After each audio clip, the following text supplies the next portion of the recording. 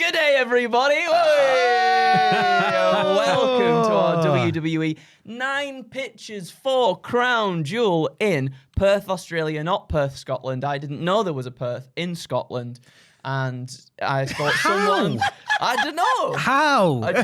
Well, it's not the capital of Scotland anymore, right? Is it the capital? I don't even know. What? Geography. I got a D in geography in There are high some school. Scottish people furiously typing right now. One of them's out there. Right. Well, Gar Monroe in the Twitch chat the other week was like, "Oh, I'm from Perth," and I was like, "Oh, you're going to Crown Jewel?" And he was like, "No, not that, not that Perth." Regardless, anyway, God we are love you. here with our 9 pitches for Crown Jewel Perth. My name is Little Andrew Dingle, joined by Sam Driver and Tom Campbell, two of the most illustrious minds in all of wrestling, and we're gonna give you 9 pitches. My brain's like mashed potatoes these days, mate. No, it's gonna be good. It's gonna be good. And we're here to give you our 9 pitches, of course. How are you boys feeling about the show this far? It's it's continuing this trend, isn't it? Where shows are just sort of happening, Yeah. and it doesn't really feel like they've made it feel big and special. It's just sort of like a big show that's happening. Yeah. Yeah.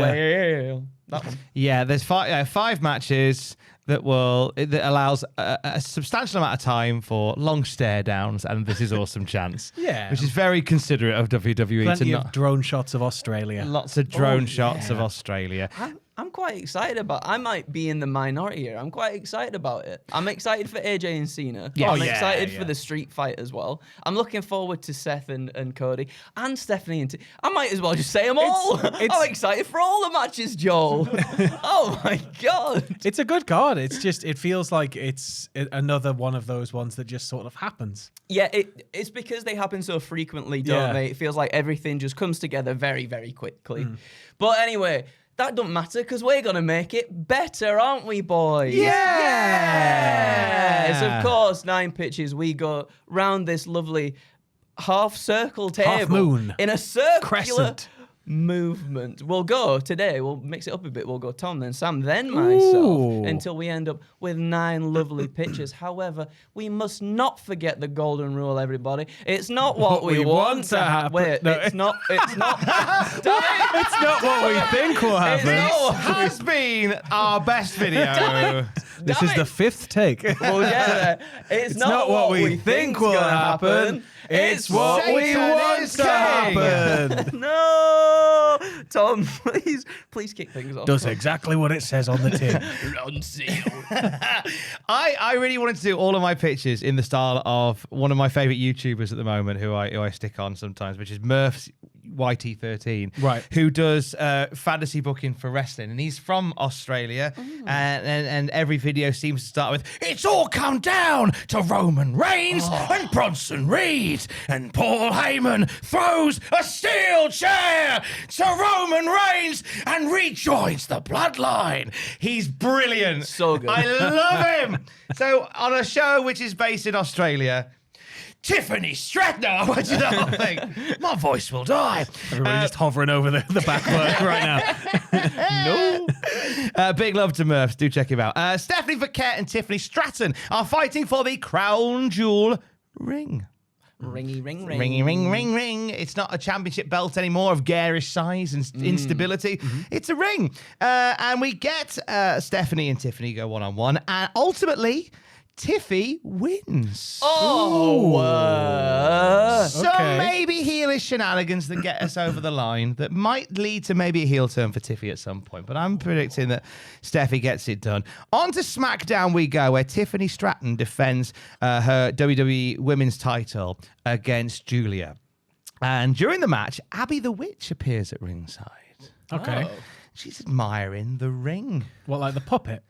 Yeah, no, the actual woman that plays her, Okay, Nikki yeah, Cross. yeah. Nikki Cross is her. It would be funny if it was the puppet one, actually. And she's admiring Tiffy's ring, as we all are. And Tiffy wins the match, ultimately, and goes on to notice that Abby, the witch, is now holding the ring of Tiffy. Got a ring in her hand. Yeah. And Abby briefly is admiring it, and then the lights flicker, and then when the lights come back on, Abby's gone, and the ring is on Tiffy's finger. But there's like a weird, like, there's almost like some grey smoke coming off the ring. Like, what's that? Like, hey, feels a bit warm for some reason. A very strange sensation on Tiffany's ring. And from here, for the next few weeks, Tiffy has not the best of times. Yeah. I know sometimes there's been some suggestions about sloppy wrestling in the women's division for some people, but this one, she's falling over on the way to the ring on one occasion. She goes up top and falls off the top rope. She's just not quite there. She's like, there's a few points in the match where she seems to get lost and ultimately ends up getting beaten down for it. She loses in a tag match, but never loses the title, right? And eventually, while all this is going on, Abby the Witch is sort of haunting her in the shadows, just sort of walking. Like there's an interview backstage where Tiffy gets lost halfway through her sentence. She's like, something's not been right lately. And there's Abby just haunting her behind her. Ultimately, Tiffy confronts Abby, who then reveals, in case you didn't know, that she has placed a curse on the Crown Jewel ring. Does she reveal it like Road Dogg would reveal that? Oh, you didn't know? Yeah. Yeah. I have cursed the ring. I can't believe she's cursed the ring, guys. She's cursed the ring. She'll only lift the curse if she grants Abby the Witch a women's title match, which she does. Oh. They have themselves a match. The match ends with Tiffy going to use the ring as a weapon, like she, has done on a few occasions. In this run, which I forgot to mention earlier. Because the idea is that because she's losing a couple of steps, she's cheating a bit. Also, she can fly. Yeah. But I didn't mention that Did I earlier. mention she Flying has all 9 over the place. dogs? So the 9 dogs that bring her to the ring. There's 9 dogs, by the way. Okay. They all fly to Russia. That's where she's now from. That was the Right, whole okay. story arc. Of course. Now, the match ends with Tiffy going to use the ring as a weapon, ultimately throwing it to the ground and stamping on it. Green smoke billowing from it as the curse leaves the arena. And then she beats Abby, retains the title. Maybe there's a heel turn. I hadn't thought that far ahead. Yeah. There you go. Yeah. The curse of Tiffany's ring. Oh, I mean, my it's goodness. Tiffany's ring has been cursed. it's certainly something. Thank you. It's certainly something. Thank you. Magical cursed ring. Yes. Taking us back a different era in wrestling. The best era. Yeah. Golden era. It's called the golden era for a reason, lads. It is. Where on the digit Golden scale rings. would you give it, Sam? Would you give it a no, a bar, or a yes? I'm sort of like around a bar. He's Yes. around a bar, yeah. Oh, Sort of like that. Flick that Because thumb of yours. it's like I like it, but I just, where does it end? Why does Where does it like? Well, it ends when she destroys the ring. Yeah, but what's the payoff? Why is Abby all of a sudden interested in the ring? Because Am I just thinking too much into it? because sometimes Abby feels She's just like shiny lonely. things. She's actually half. She's half magpie. She likes shiny things. Abby is a lonely magpie. That's the latest. She's also a magpie. She's a magpie I now didn't as mention well. that She can earlier. fly. sorry, yeah. you forgot to mention. I Yeah, forgot that's to how she can mention fly. she's also a magpie. Oh. So she's stealing things now. She's a kleptomaniac. Yeah. There is obviously some work to do around the outside. I'll give it a They're yes. broad strokes. I'll give it a yes. Yeah. Broad strokes, a bit like the one I think I've had. Oh, Thomas. I feel really bad. I'm gonna have You to can give it a no. You Philistine! You lost me. It's a story about Tiffany Stratton's ring. You'd already sort of had me on. You had me on the ropes, son, right? When you said Tiffany Stratton wins this match that's happening at Crown Jewel, because I want Stephanie to win. Yeah. you know, I want to see her solidified as a proper champion. All right, a compromise. And then you did something else, Tom, right? And then there was something else you did, Tom. You said, hey, maybe she can have a match against Julia. Yeah, why not? But let's have Abby the Witch come in. When we want Julia to be doing more. We need more Julia, and we need more. She was in a title match. Yeah, but then the witch came and stole the ring. That's not what we need. But Tiffany and her fleet of 18-wheelers. She's got a fleet of 18-wheelers. well, yeah. I forgot to mention that. Tiffany Don't runs a tell wheels. trucking firm now. Yeah, I forgot to mention in my pitch that Julia runs a trucking firm. Oh, wow. Oh, well. You're turning me, Tom. You're turning me. I'm no, trying to do my best. It's very... And do you know what? Little bits of it. I'm going to say I was I would like to see more of the Wyatt Six on plot. television. Yeah, it would give me that. Yeah. See, actually see Nikki Cross do something of Note. of importance. Put a within curse that on a show. ring isn't of note. Well, maybe something away from doing that, you know. But I'm sorry, Tom. I don't even know what you want. I don't think the Netflix audience would be really into the intrigue of the smoking ring. Lord of the Rings is now on Netflix. Massive thing, Massive just like crossover advertisement across the canvas appeal. and everything. The winners should just have to fine. walk from venue to venue like Frodo would. That's what should There you happen. go. Yeah. Maybe. Yeah. I mean, now if you'd have put that in there, Tom, then we'd be. Oh, it was in there, but I forgot. sorry, to... you forgot to mention it. It was in there like just Tom. before the fly-in bit. Yeah. We have started strong. We have started strong with 2 no's. That's fine. No, you give it like a bar. I'll give it like yeah. a- I'll give it a bar, yeah. I know in a bar. I've know in a got bar. 2 more. It's fine. I've got 2 more. Two more rings. Two more cursed more ring-based ring-based stories. puns. Oh, I'm Stories. excited. Go on then, Sam.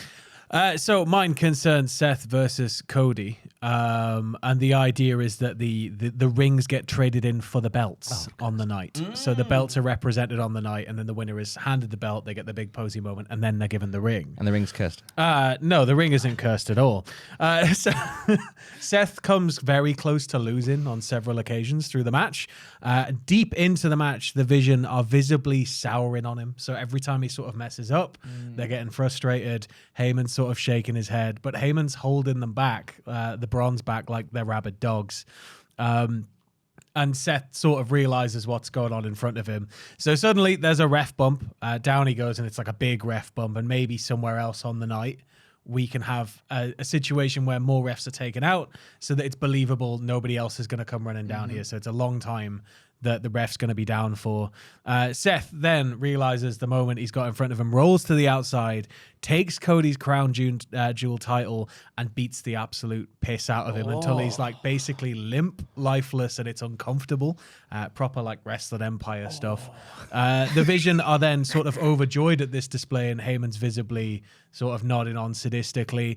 Eventually, the referee gets hurled back into the ring by the Bronze, and then bleary-eyed, not really even able to see, just counts a very slow pin before completely collapsing, so he doesn't even make out that Cody's all bloody.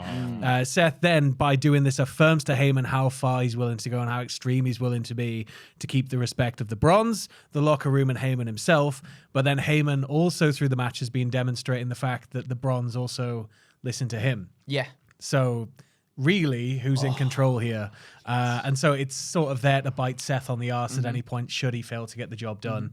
And we can sort of move Braun Breaker into more of a favorable position with Heyman maybe, and then this can lead to a big kind of explosion at some point. Oh, it's a big yes from me. Oh. Well, let me tell you Oh, something. look at that. The way they've been planting little bits here and there about that like bloody promo on Raw. Oh my god, it was so good. It was so good. Everything that him and Heyman, have been doing together have been so good because yes, we got those seeds of doubt there about whether they'll still sort of be together coming out of this match. The big pinata that is Brock just dangling in the background. we that don't nobody. need that one. We don't need it, but it's there because we had isn't it? Heyman obviously introduce him, and it's a bit like what?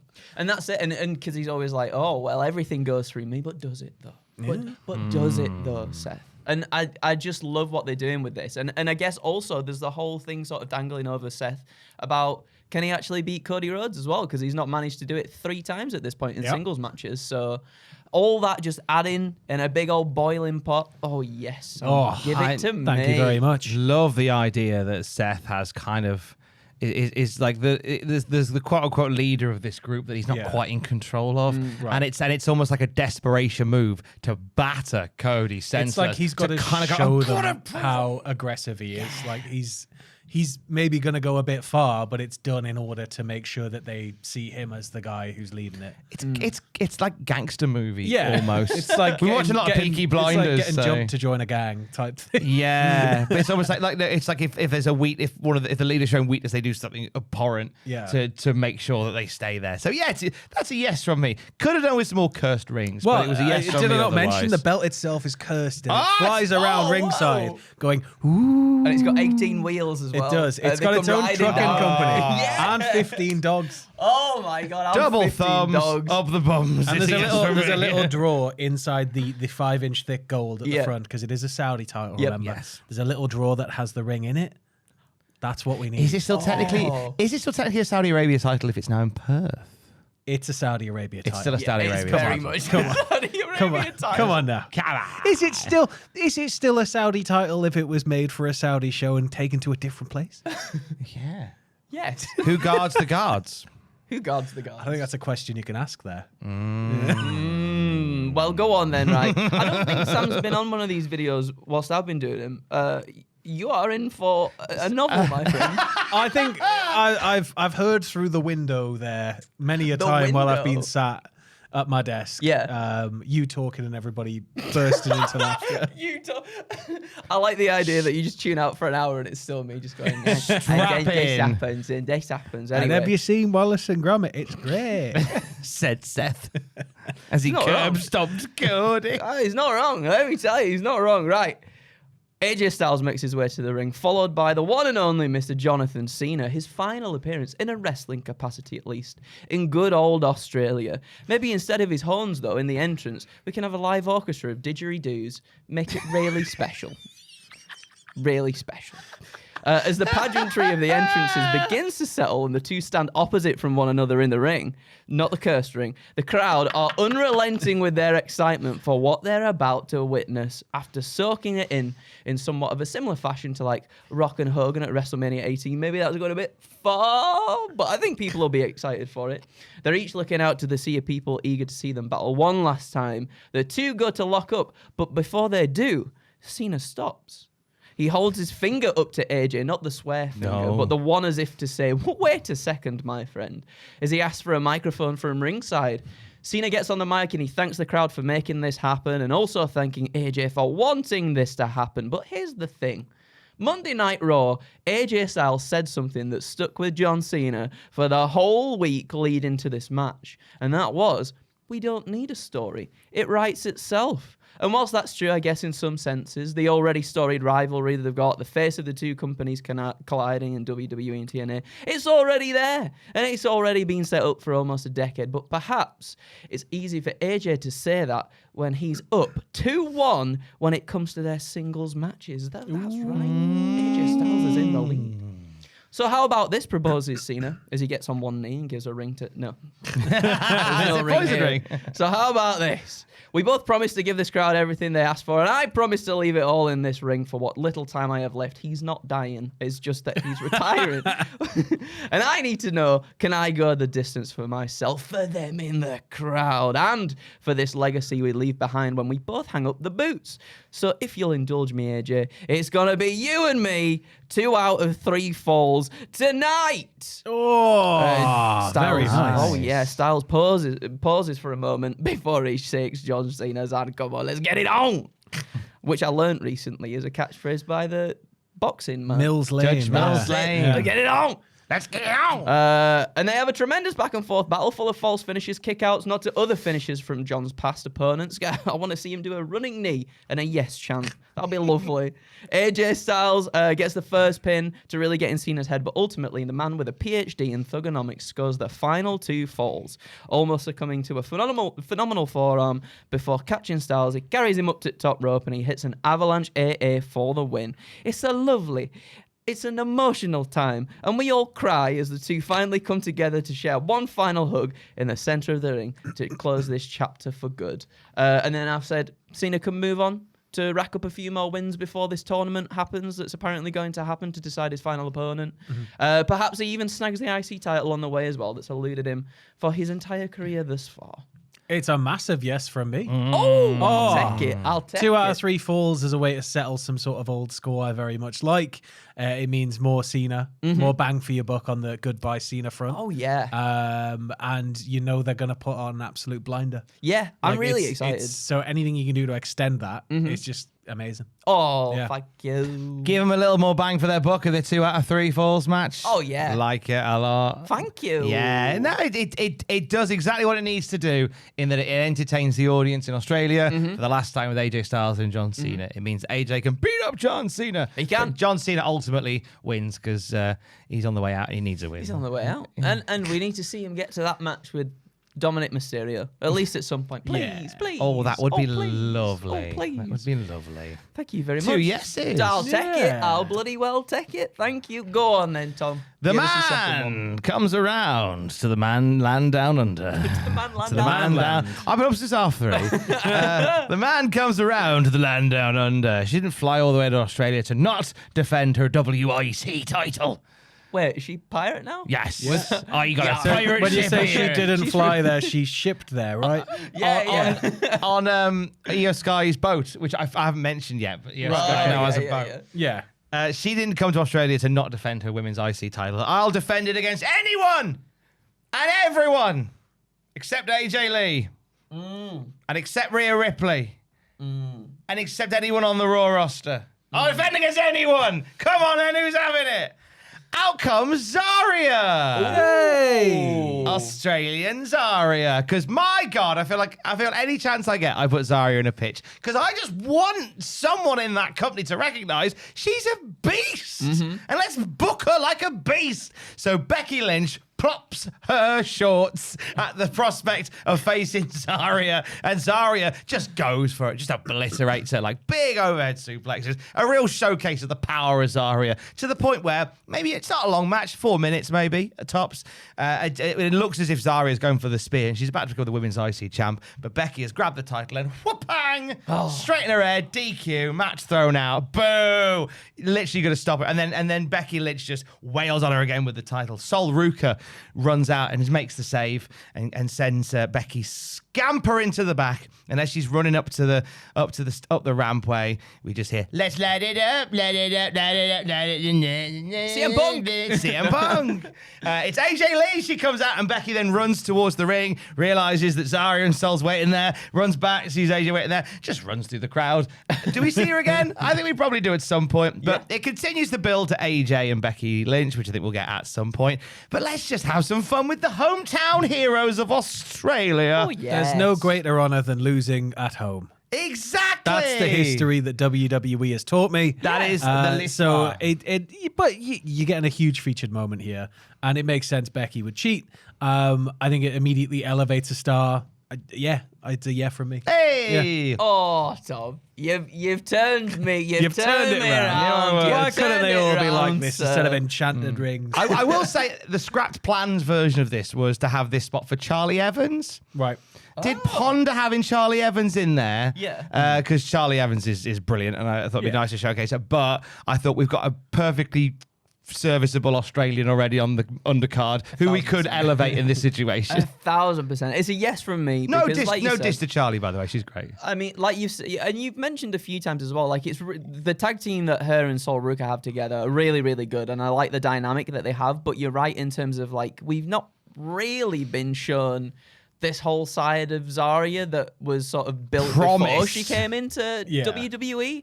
So like to actually finally see that and have a really significant match against someone like Becky Lynch. Oh my God, just to demonstrate what she can do and do it on like a big platform like this on the main roster, just to really showcase everything she can do. And then, you know, if AJ Lee wasn't to win the IC title from Becky, we can always get back round to it, can't we? We At certainly another time, can. which We is always certainly good. can. Like Becky and NXT stars always seem to have good chemistry together, and it always ends up elevating them in some way as well. So for that to happen on this stage, I would not be opposed to it, Tom. I would not be opposed to it at all. Thank you very much. Big yes. Thank you very much. Go on then, our lad.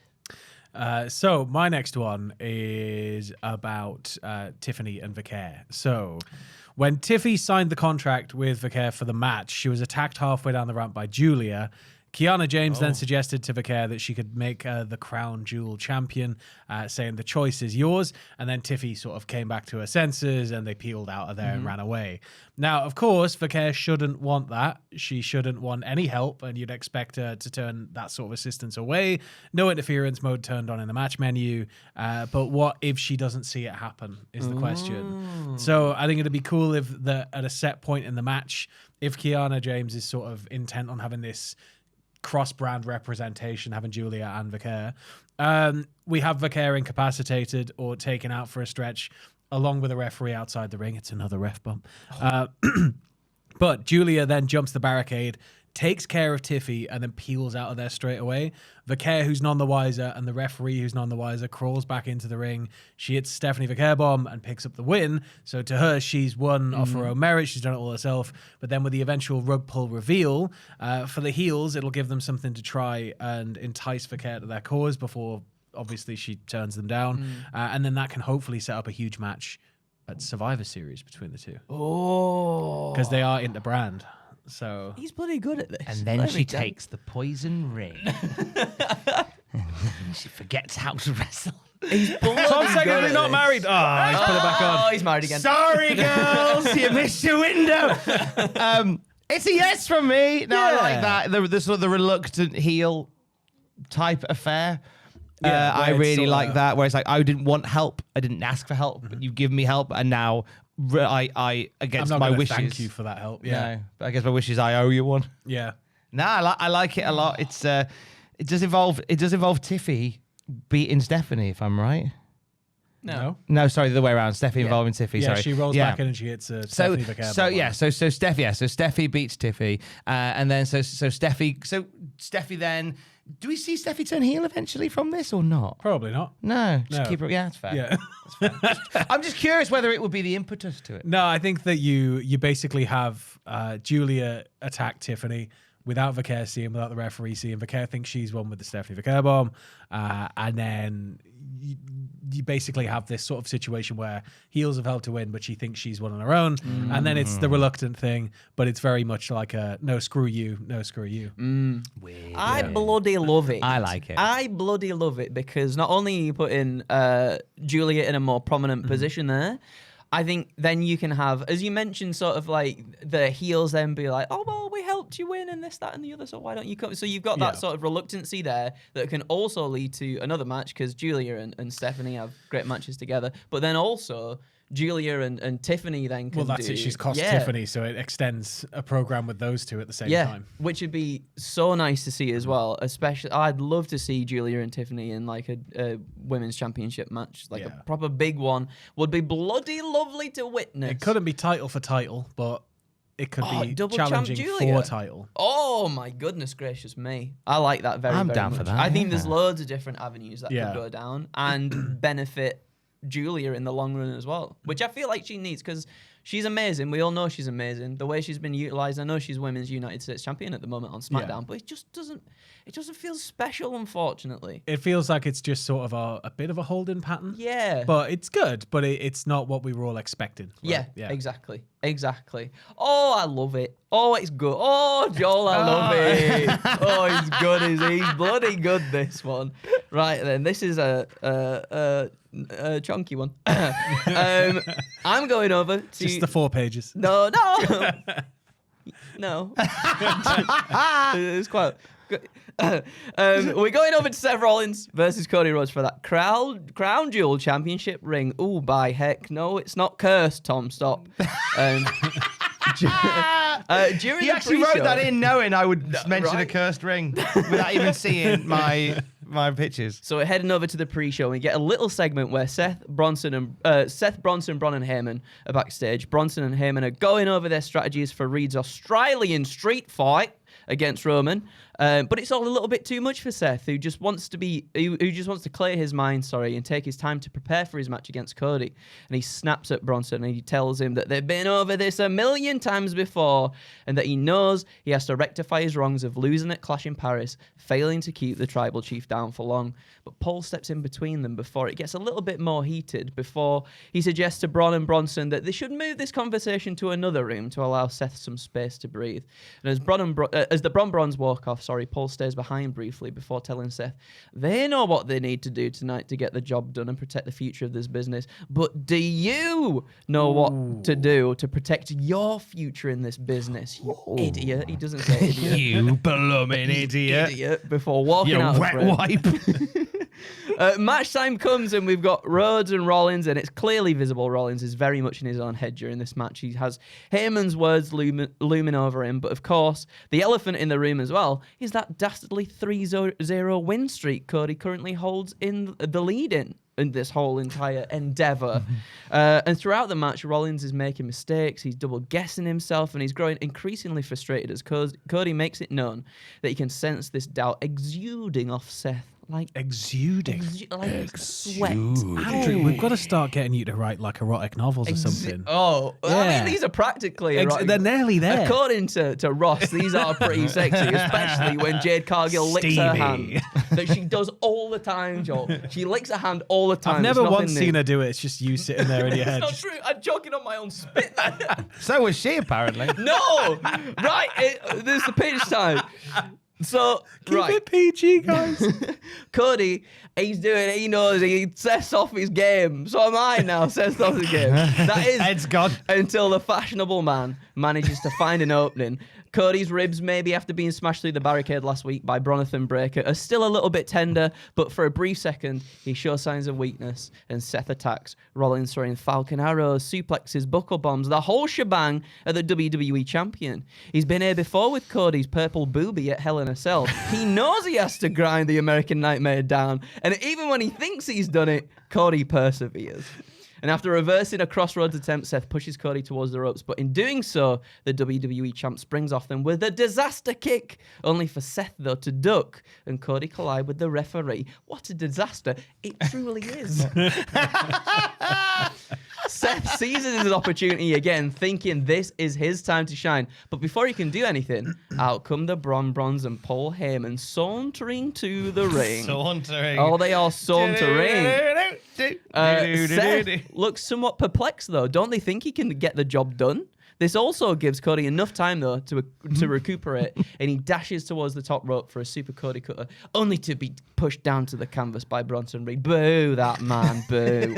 The Bron start battering Rhodes, and whilst initially Seth seems a little bit irritated by this decision made by Heyman, he starts joining in the beatdown. As Bron and Bronson hold Cody in place on his knees, lining him up for a Seth stomp, here comes the bloody Viper, Randall Keith Orton. Oh, Randy. He darts to the ring, and boom! RKO to Bronson. He tosses Breakker to the outside as the Dogman charges for him before turning his attention to Rollins. He wants his pound of flesh for the stomp last week. As Seth slowly backs into the corner of the ring trying to plead with Randy, Bron steadily appears behind him. Rollins' expression changes, though, which is enough of a giveaway to Randy that something is occurring behind him.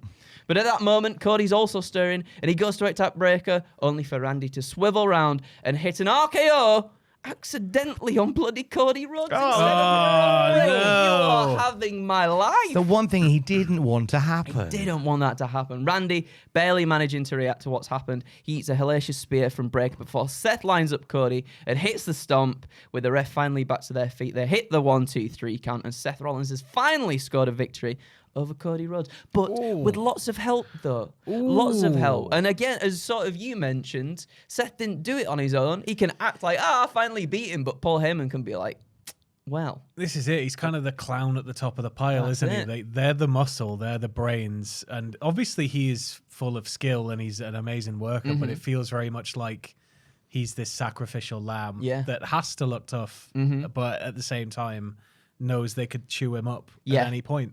And then the Randy stuff I put in there just to sort of further the stuff between Cody and Randy as well, because they've been planting the seeds of doubt in their minds too. And plus, I feel like the tease of the split between them two has been happening for a long while at this point. And whilst like long burns are nice sometimes, I want to see some RKO action. I want to see some of that. You know what I mean? Yeah, it kind of suggests the Vision can't beat Seth. They can't beat Cody on their own, so they need a clumsy Randy Orton to give him a hand. Hello. I was waiting for you when you said they came out onto the ramp for you to be like, and then Heyman goes 1, 2, 3, 4, and then does that. And then there's no answer that comes at all. Oh, no, nothing at all. It's no Rock even comes out. It's just like, yeah, finish. Finish now. It's your 4th match done. It's a yes from me. Thank you. It's a yes for me. I enjoyed the mental image of the Bron Brons sauntering towards the ring. Oh, we like a bit of saunter. Jennifer Saunders. And I liked you calling Seth Rollins the fashionable man. He's a fashionable man. The fashionable man. I was surprised Seth you didn't talk Rollins. about feet or shoes at all. No, Sam, that's not. He does have some fancy shoes sometimes, though, right? Ah, what's in this But fancy does he shoes? have That's the big 5-star question. Golden grippers. Has he got the 5-star golden grippers? That's what we'll find out on the live stream, but we'll talk about that later. talk about that in a everybody. bit, yeah. Oh, thank you, boys. Right then, Tom, go and give us your third and your final pitch for this fine video. It comes down to the Australian street fight between Roman Reigns and Bronson Reed. It's a really good impression. Thank you. I watch a lot of his videos. Reminds me of touring car commentary. Really, just like really on the point. Like, just great. Love it. As Roman waits in the ring, Bronson is on the ramp with Paul Heyman. But will he be the Toka champion 1996? He's holding a cursed ring that he'll give to the winner of Toka. Heyman reveals that we are in Bronson Reed's home country of Australia. Way big cheer. And the country is on Bronson Reed's side. That's the noise. So if Roman Reigns wants to get his hands on Bronson Reed, he's got to go through the whole country. What? With that, here's Grayson Waller. He jumps the ramp, attacks Roman Reigns from behind. Big pop. It's Grayson Waller. It's like, yeah. Surely on that call, the public should have started jumping over the barricades. Piling in. Going for it. It should have turned into like something out of World War Z. So Grayson Waller's pummeling Roman Reigns, and then Showboat, yeah, Australia, and they love it. And of course, you can't get one up in your home country. So just as he's boasting about it, is Roman Reigns back. Whoopah! Spear straight through his soul. Grayson rolls outside the ring, and then just as Roman's sort of recovering from that, 2 people jump in the ring and attack him. We haven't seen them in a while. You won't believe who it bloody is. No, boy, tell me. Iconics. It's Nick. If they weren't doing Bound for Glory. Oh my God. I thought about adding the Iconics, but they're doing Bound for Glory the night before with Indy Hartwell, so they're out. Oh, you can fly to Australia in like 4 hours. Oh yeah, because Io Sky's got wings. That's in there. I haven't mentioned that yet. No, but so we've had to go with who's nearby. It's Nick Miller and Shane Thorne, TM61. They jump in the ring and they give Roman a shoe-in, but the crowd like, oh, we know them. They're great. Do they? Bang. They kind of do.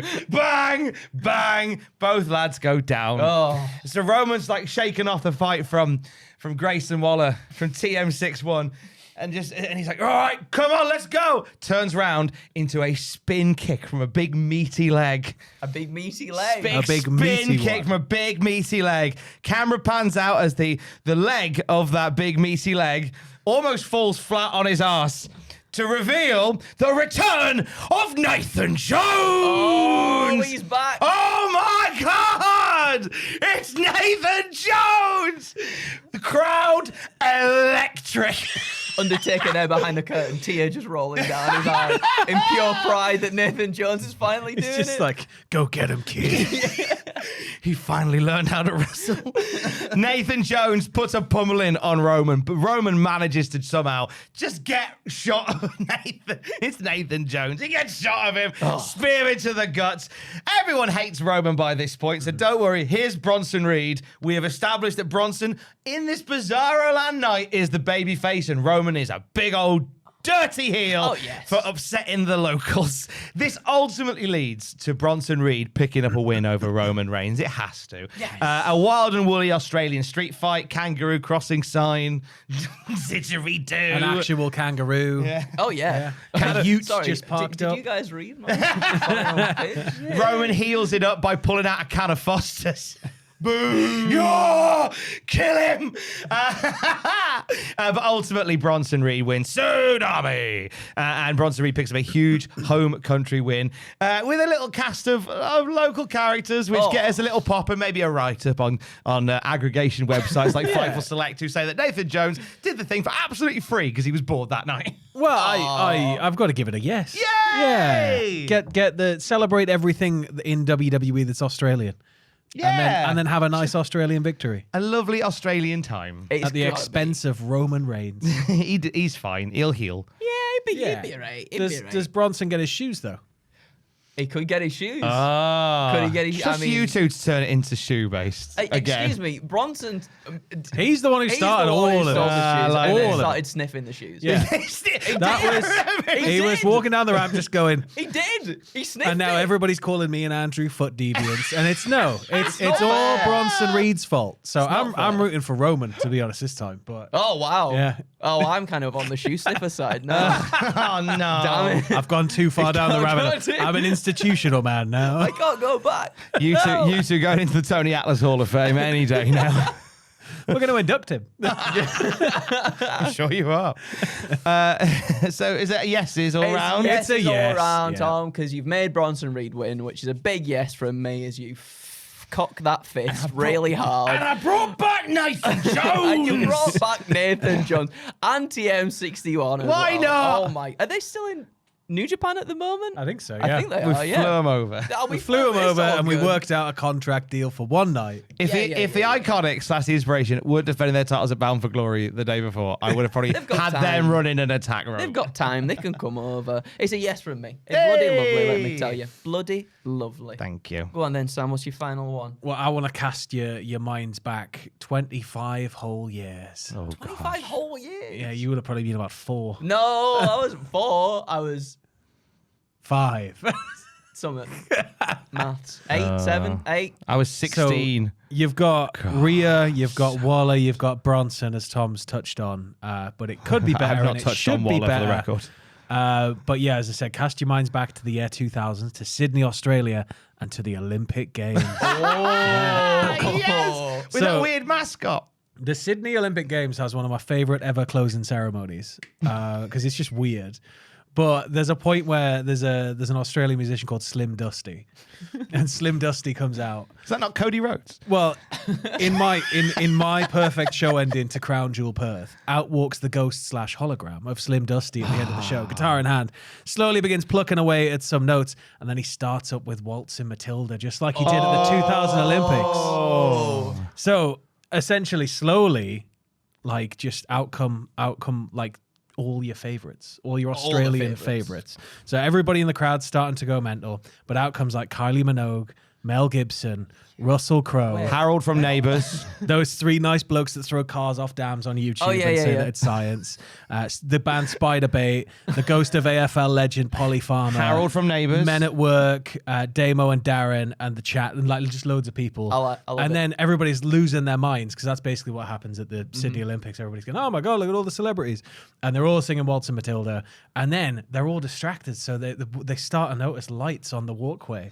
And it's just tiny little ring carts, like the WrestleMania ones, but with little koalas in it, dressed up like wrestling legends.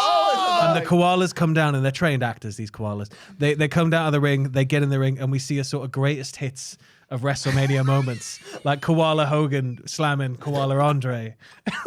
Koala Austin shaking hands with Koala Vince. Like we see all of these huge moments of wrestling history from WWE's universe. Oh my god! And then basically after that, as we get all the way up to the modern day and Cody finishing the story, everybody's just crying tears of joy at the Koala Theatre, and the whole thing just concludes with a massive amount of fireworks. Then afterwards, Michael Cole reveals that Kylie Minogue's the guest GM of Raw the next night. Done. That's all you need. Oh my god! Just got to train some koalas in the next 3 days, and we can get it happen. That's easy. That's the easy part. Oh my God! a standing you said the ovation. magic words, Kylie Minogue, and in our family, in the Hodkinson household, Kylie Minogue is queen. More sacred than Mother She Teresa. is more sacred than Mother Teresa. We stand Kylie Minogue in this house, unless she's done something bad. I don't think she has though. But her music is fantastic. It's a yes from me. So. Oh, We look the koalas, Kylie Minogue. Are we the getting koalas Jason are the, Donovan are the in key there as aspect, well? of course. Oh, It's yes. all your Australian favourites. Anybody you can imagine.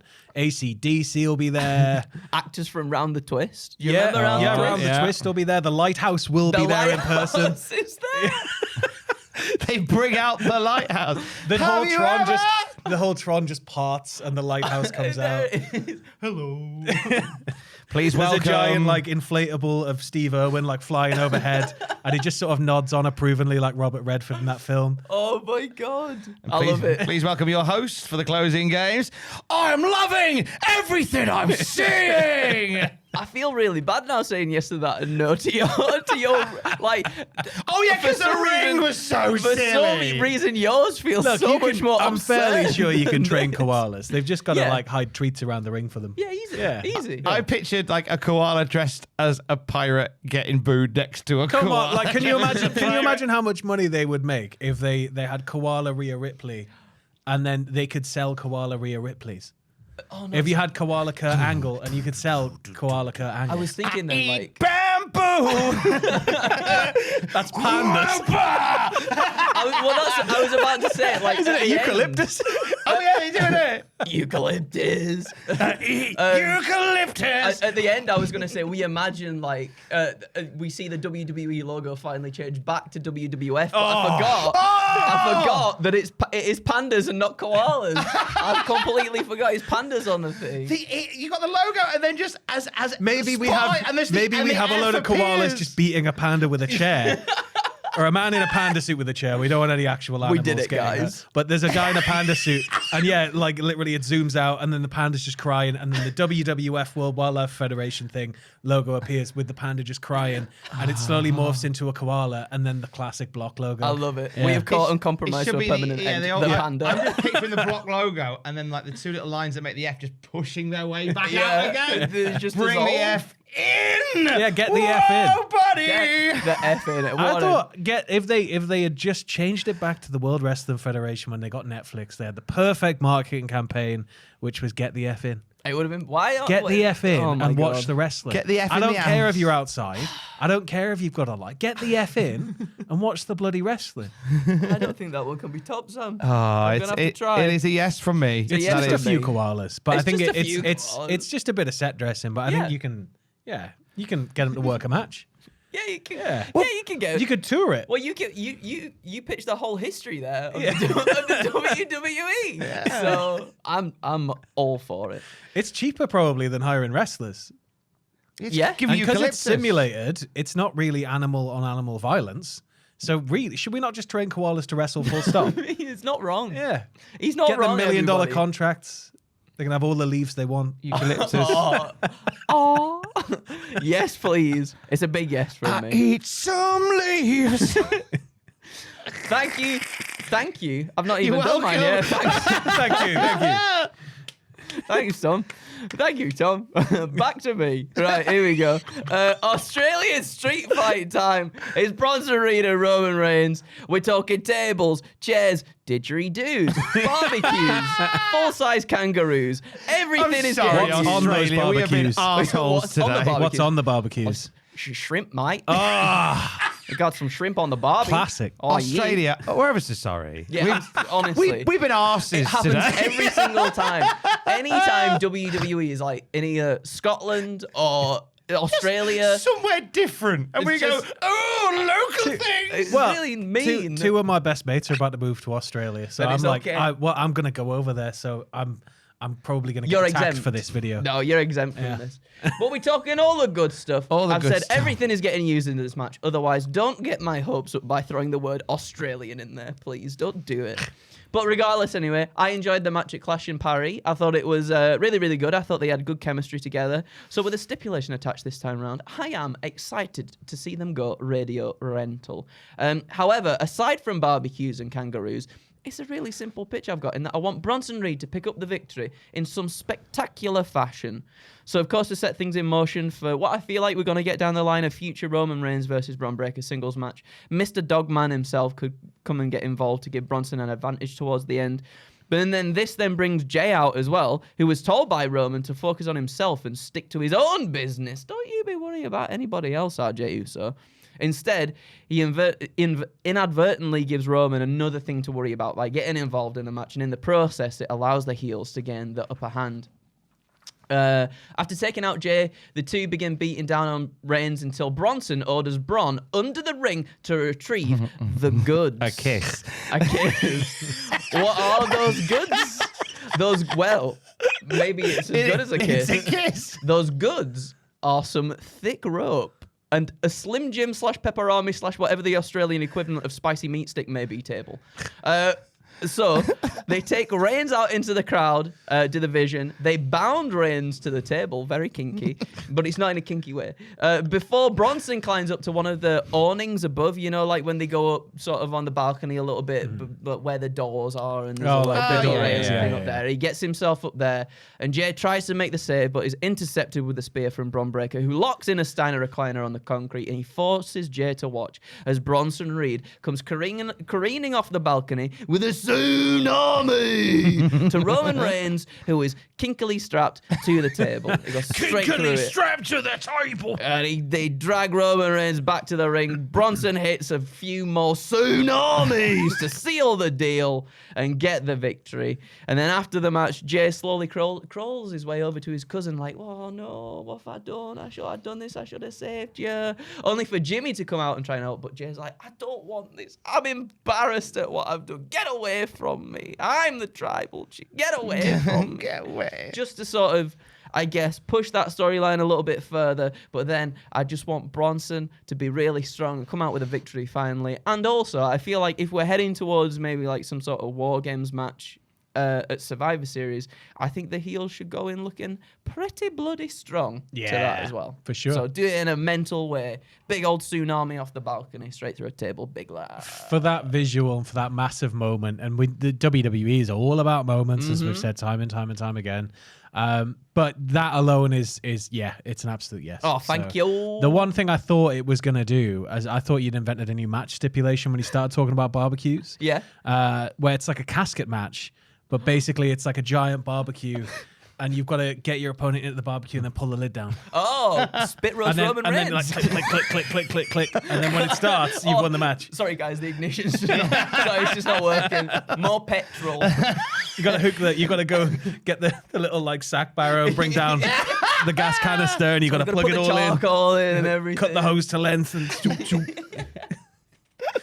I'm a big fan. Wood chips in to smoke. Oh yeah. Why not? But it's like a yes it from lot, me. though. Yeah, it's an epic moment, and I think there's so much room to have so much fun with this street fight with Bronson and Roman. I agree. And I hope they really lean into it, because obviously they're calling it an Australian street fight. And you mentioned there, don't you set my hopes up too high, because we've been at house shows where they've gone, we're going to have a Newcastle street fight. It's just street fighters, a table and a chair. No, every time I've seen a Newcastle street fight, it's involved the steps to the ring being put on their side.